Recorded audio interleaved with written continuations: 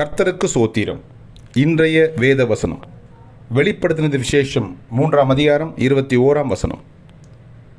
நான் ஜெயம் கொண்டு என் பிதாவினுடைய சிங்காசனத்திலே அவரோடு கூட உட்கார்ந்தது போல ஜெயம் கொள்ளுகிறவன் எவனோ அவனும் என்னுடைய சிங்காசனத்தில் என்னோடு கூட உட்காரும்படிக்கு அருள் செய்வேன். ஆமென்.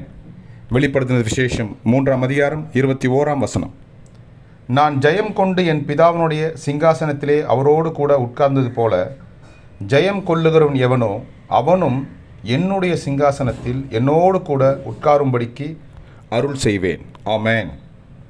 வெளிப்படுத்தினது விசேஷம் 3:21. கர்த்தர் உங்களை ஆசீர்வதிப்பாராக, உங்களோடு கூட இருப்பாராக. ஆமென்.